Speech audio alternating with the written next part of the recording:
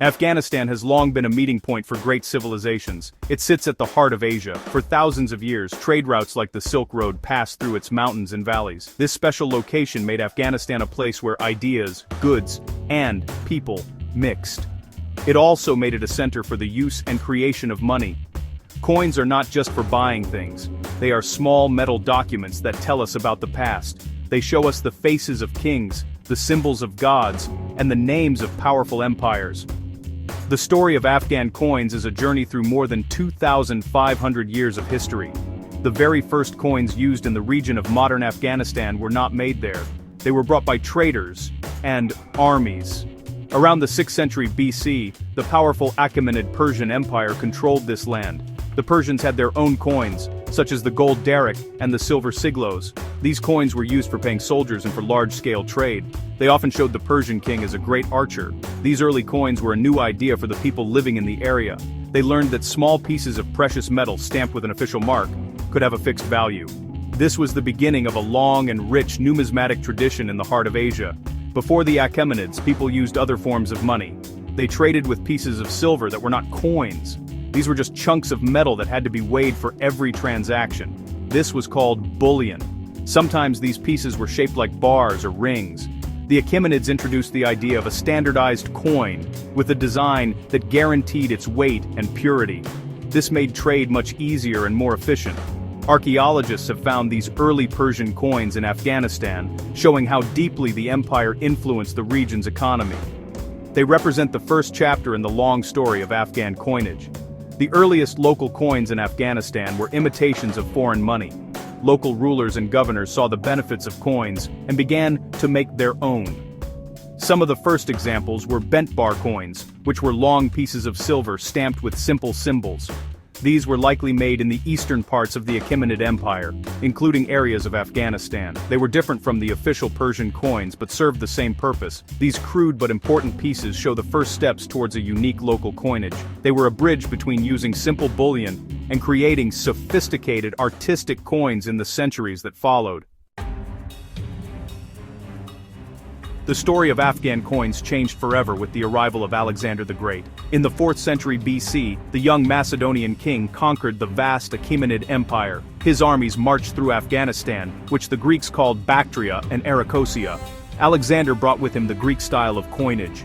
These coins were very different from the earlier Persian ones. They featured realistic portraits of rulers and beautiful images of Greek gods and goddesses. The most common coins were the silver drachms and tetradrachms, showing Alexander's portrait or the hero Heracles. This set a new standard for coin design in the region for hundreds of years. After Alexander's death, his empire was divided among his generals. One general, Seleucus, took control of the eastern territories, including Afghanistan. The Seleucid Empire continued to mint Greek-style coins, but the most spectacular coins came from the Greco-Bactrian kingdom, which broke away from the Seleucids around 250 BC. These Greek kings ruled from cities like Ai-Khanoum in northern Afghanistan. They produced some of the most beautiful coins of the ancient world.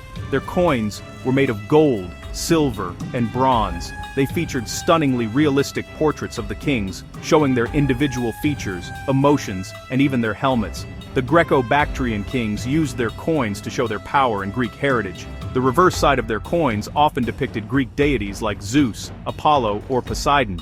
One famous example is the gold stater of King Eucratides I. It shows a magnificent portrait of the king, wearing a crested helmet. The reverse shows the twin gods Castor and Pollux on horseback. This coin is a masterpiece of ancient art. The Greco-Bactrians also minted the largest gold coins of the ancient world, including a massive 20-stater gold coin that weighs nearly 168 grams. This demonstrates the immense wealth and artistic skill of their kingdom, which was centered in Afghanistan. As the Greco-Bactrian kings expanded their rule into India, their coins began to change. They started to show a blend of cultures. This new kingdom was called the Indo-Greek Kingdom. Their coins became bilingual and bi-script. They had Greek inscriptions on one side and Indian, Prakrit inscriptions in the Kharosthi script on the other. This was done so that all their subjects, both Greek and Indian, could understand the coins. The designs also started to include Indian deities and symbols alongside Greek ones. These coins are a perfect example of the cultural fusion that was happening in the region. They show how rulers used money to communicate with a diverse population. After the Greeks, a new power rose in Central Asia, the Kushan Empire. The Kushans were originally a nomadic people from the north who settled in Bactria around the 1st century AD. They built a vast empire that stretched from Central Asia deep into northern India. Their empire became a major center of trade on the Silk Road, connecting the Roman Empire in the west with Han China in the east. This wealth allowed the Kushans to create an extraordinary and diverse coinage. Their coins are famous for blending artistic styles from many different cultures, including Greek, Iranian, and Indian traditions. This mix created a unique Kushan style. The most famous Kushan ruler was Kanishka the Great, who ruled in the 2nd century AD. Under his reign, the empire reached its peak. Kanishka introduced a new gold coinage that became the standard for international trade. These gold coins, called dinars, were similar in weight to the Roman aureus, which made them easy to use in commerce. The front of Kanishka's coins shows a powerful portrait of the king, often standing and making a sacrifice at a fire altar. He is usually depicted wearing a traditional Kushan tunic, trousers, and heavy boots.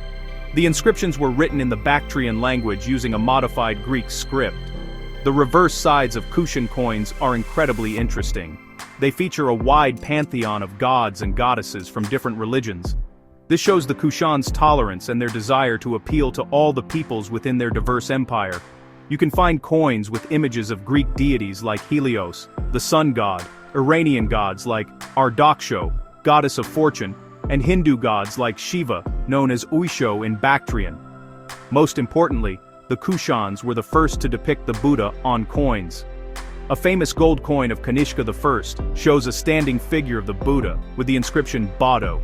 This is one of the earliest known representations of the Buddha in human form. The Kushan coinage system was very influential and continued even after their empire declined. Later rulers in the region, including the Kittites and the Sasanians, copied Kushan designs. The Kushan gold dinars were so well known that their name lived on.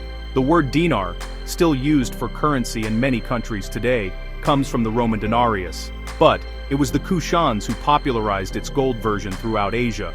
The Kushan period was truly a golden age for Afghan coinage, producing coins that are not just currency, but also beautiful works of art that reflect a unique moment of cultural synthesis and religious harmony.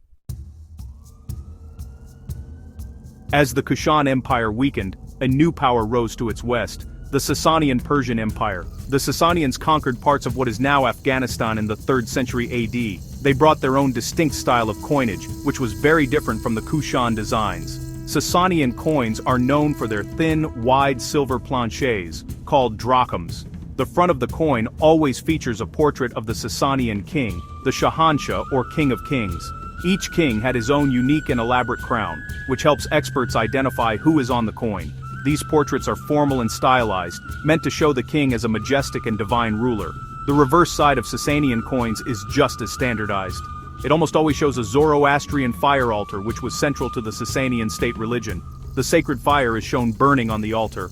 Often, 2 attendants are depicted standing on either side of the altar, guarding the flames. This design emphasized the king's role as the protector of the Zoroastrian faith.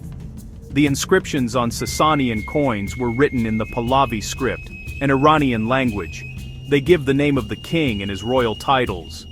This consistent design remained largely unchanged for over 400 years, showing the stability and strong identity of the Sasanian Empire. Starting in the 5th century AD, new groups of nomadic peoples began to move into the region from Central Asia. These groups are often called the Hephthalites, or White Huns. They challenged Sasanian control over Afghanistan and eventually established their own kingdoms. The Hephthalites did not initially have their own coinage. Instead, they copied the coins of the rulers they conquered. They produced many imitations of Sasanian silver drachms. At first, these copies were very close to the originals. But over time, the designs became more crude and abstract. The king's portrait became distorted, and the Pahlavi script was often blundered and unreadable. Some Hephthalite rulers did create their own unique coin designs. These coins often combine Sasanian and Kushan elements. For example, they might show a ruler with a Sasanian-style crown, but with a portrait that looks more like a Kushan king.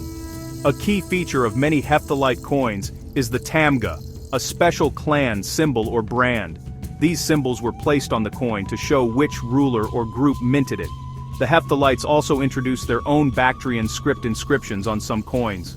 These coins are very important for historians, as they provide some of the only written evidence for these powerful but mysterious nomadic rulers. The 7th century AD brought a fundamental change to Afghanistan and its coinage, the arrival of Islam. Arab armies, carrying the banner of the new faith, swept across the Sasanian Empire and reached the lands of Afghanistan. The introduction of Islam led to a complete transformation in the way coins were designed. Early Islamic coins in the region were at first imitations of Sasanian silver drachms. The Arab governors simply added short Arabic inscriptions, such as Bismillah, which means "in the name of God," to the existing Sasanian designs. This was a practical way to introduce the new authority without completely disrupting the economy. Over time, a purely Islamic style of coinage developed. This was really a revolutionary change. Islamic teachings discouraged the depiction of living beings, so the portraits of kings and the images of gods disappeared completely. Instead, coins became filled with beautiful Arabic calligraphy. The main focus was now on the Word of God. The coins were covered with verses from the Quran and religious phrases. The most important of these was the Shahada, the Islamic declaration of faith. There is no God but God, and Muhammad is his messenger. This new type of coin was a powerful tool for spreading the message of Islam. These new Islamic coins, typically gold dinars and silver dirhams, were highly standardized. The design was almost entirely text-based. Besides the religious inscriptions, the coins also carried important information. They included the name of the ruling caliph or local governor, the city where the coin was minted, which is called the mint mark, and the year it was made. The date was given according to the Islamic Hijri calendar. This makes Islamic coins incredibly useful for historians. They provide precise information about who was in control of a certain city at a specific time. Mint cities in Afghanistan such as Balkh, Herat, and Ghazni became major producers of these coins. This dramatic shift from pictorial to epigraphic or text-based design marks one of the most significant moments in the history of coinage. The coin was no longer a canvas for the ruler's portrait or pagan symbols. It became a carrier of religious and political messages, written in the sacred script of Arabic. This style, developed under the Umayyad and Abbasid caliphates, would dominate the coinage of Afghanistan and the wider Islamic world for centuries. It showed that the ultimate authority was not the king, but God, and that the ruler's legitimacy came from upholding the faith. Following the decline of the central Abbasid Caliphate, powerful local dynasties rose to rule in the Eastern Islamic world, including Afghanistan. Two of the most important were the Samanids and the Ghaznavids. These dynasties continued the Islamic tradition of epigraphic coinage, but also developed their own distinctive styles, reaching a high point of artistic quality. The Samanid dynasty, which ruled from the 9th to the 10th centuries, was based in Bukhara, but controlled major Afghan cities like Balkh and Herat. They were famous for their high-purity silver dirhams and gold dinars, which were traded far and wide, from Scandinavia to Russia. Samanid coins are known for their elegant and clear Kufic script, a formal, angular style of Arabic calligraphy. The layout of the text was beautifully arranged, creating a balanced and harmonious design. Samanid coins typically featured the Shahada, the name of the Abbasid Caliph, to show nominal allegiance, and the name of the Samanid ruler. They also precisely stated the mint and date of issue. The quality of the metal and the clarity of the script made Samanid coins a trusted international currency. Huge hordes of Saman dirhams have been discovered in Viking Age sites in northern Europe, showing the vast reach of their trade network, which passed through Afghanistan. Following the Samans, the Ghaznavid dynasty emerged in the late 10th century from its capital in Ghazni, a city in eastern Afghanistan. The Ghaznavids, under powerful rulers like Mahmud of Ghazni, built a vast empire that stretched into India. Their coinage is famous for its innovation and political messaging. Sultan Mahmud was a champion of Sunni Islam, and he used his coins to proclaim his victories and his titles. After his successful campaigns in India, he issued famous victory dirhams. These coins were struck in northwestern India and were bilingual, featuring Arabic on one side and a Sanskrit translation in Devanagari script on the other. This bilingual coinage was a brilliant move. It allowed the new ruler to communicate his authority and his faith to his newly conquered Hindu subjects in their own language. The Sanskrit inscription was a direct translation of the Islamic Shahada. The Ghaznavids also issued magnificent gold dinars from their capital Ghazni. These coins featured elaborate calligraphy and sometimes included multiple titles for the ruler, celebrating his power and piety. The coins of the Samanids and Ghaznavids represent a peak of Islamic numismatic art. They were not just money but also sophisticated tools of propaganda and beautiful examples of calligraphic design. The 13th century saw a cataclysmic event that reshaped Asia, the Mongol invasions. Led by Genghis Khan and his successors, the Mongol armies swept across Central Asia, devastating cities and overthrowing existing dynasties. Afghanistan was hit particularly hard. The Mongols brought an end to the flourishing Islamic civilizations of the time. This disruption was also reflected in the coinage. Initially, the Mongols issued coins that were anonymous, bearing only the name of the Great Khan, and simple Islamic religious formulas. The designs were often cruder than the elegant coins of the previous era, reflecting the chaos of the time. As the Mongol Empire stabilized and divided into different khanates, the coinage became more complex. The Ilkhanate, which ruled over Persia and Afghanistan, began to issue coins with a fascinating mix of cultural symbols. Some coins were multilingual, featuring inscriptions in Arabic, Persian, Mongolian, and even Tibetan script. A famous innovation under the Ilkhan Ghazan Khan was the introduction of a new coin design that included the ruler's name within an ornamental cartouche or frame. This was a move away from the purely epigraphic style and reintroduced a central focal point to the coin's design, though it was still text-based. After the decline of the Mongol Ilkhanate, another great conqueror emerged from Central Asia in the late 14th century, Timur, also known as Tamerlane. Timur built a vast empire with its magnificent capital at Samarkand. His dynasty, the Timurids, presided over a great cultural and artistic flowering known as the Timurid Renaissance. This artistic excellence was also reflected in their coinage. Timurid coins, particularly the silver tangas, are known for their large size and the exceptional quality of their calligraphy. They often featured complex, geometric and floral patterns, with the ruler's name and titles elegantly woven into the design. The most common Timurid coin was the silver tanga, which replaced the older dirham. These coins were minted in major Afghan cities like Herat, which became a major capital under the Timurid ruler Shah Rukh. The coins of Shah Rukh are particularly famous for their beauty and consistency. They carried Sunni Islamic inscriptions and the names of the first 4 rightly guided caliphs, which proclaimed the dynasty's religious allegiance. The Timurid style of coinage was highly influential, and its emphasis on elegant calligraphy and decorative frames set the standard for coins in the region for the next several centuries, influencing the Mughals in India and the Safavids in Persia. By the 16th century, Afghanistan became a battleground for 2 new and powerful empires, the Mughal Empire to the east and the Safavid Empire to the west. Both empires competed for control over key Afghan cities like Kabul, Kandahar, and Herat. This rivalry is clearly visible in the coins that circulated in the region. Whenever a city was captured by one side, new coins would be struck immediately with the name and titles of the new ruler. These coins acted as a declaration of sovereignty, telling the local population who was now in charge.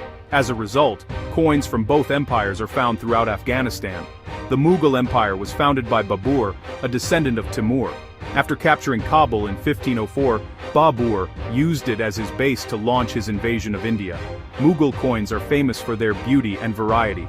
The standard silver coin was the rupee, and the gold coin was the mohur. Early Mughal coins continued the Timurid tradition of elegant calligraphy.